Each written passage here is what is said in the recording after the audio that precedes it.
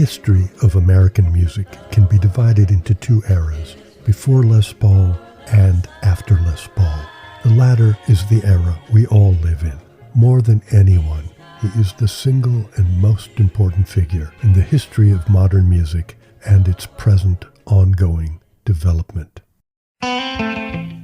Welcome to Wisconsinology, a collaboration with 91.1 The Avenue and Wisconsinology.com.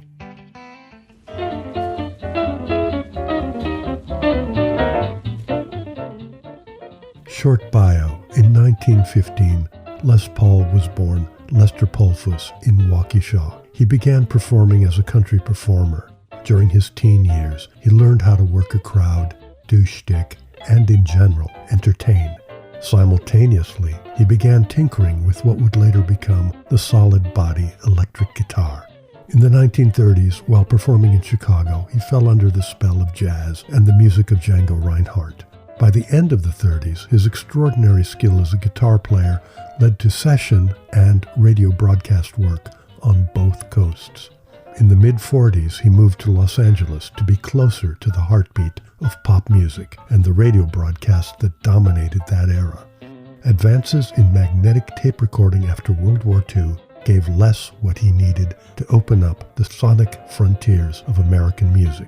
Before reel-to-reel tape machines, all recording was done direct to disc. That disc would then become the master disc from which all discs, and I'm talking about records, were pressed. During this time, Les Paul became the world's very first recording studio nerd and inventor. He spent endless hours in his Los Angeles garage tinkering, taking apart, reconfiguring tape machines to create the sounds he heard in his head. He cut his first multi-track instrumental the old-fashioned way, direct-to-disc, using a technique called sound-on-sound. This meant he would record a part, then play along with that part to a different recording machine, which would then record those two parts. He would repeat that cycle until he had achieved numerous multi-tracked parts. His first experiment was an instrumental called Lover. At the time, it was a shocking new sound, but it only reached number 20 on the charts. Les realized he needed a vocalist to reach the top and began working with a talent every bit his equal, singer and guitarist Colleen Summer. The duo was dubbed Les Paul and Mary Ford, and they were soon married.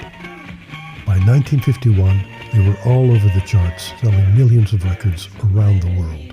It was a new era, the space age was about to begin, and Les and Mary were, to quote Frank Sinatra, a number one, top of the heap, kings of the hill.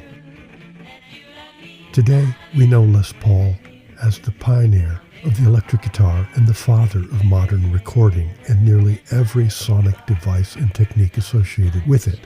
The most famous electric guitar in the world, the ultimate arena rock instrument, the Gibson Les Paul, bears his name and his endless sweat.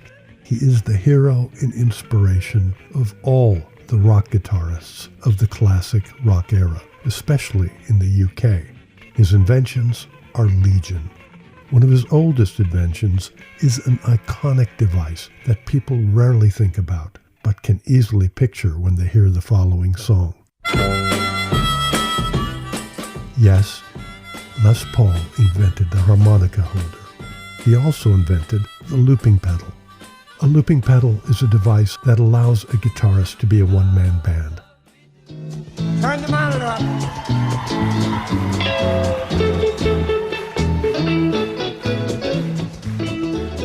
The looping pedal and sampling keyboards are two of the greatest game-changing innovations of the mid-century. Since Les Paul invented the former, wouldn't it be cool if a Wisconsinite or someone in Wisconsin invented the latter? Well, guess what? Tune in next time to hear the true strange tale of how sampling keyboards, the cornerstone of every keyboard array on the planet, and the driving engine of every landmark song of the classic rock era came to be.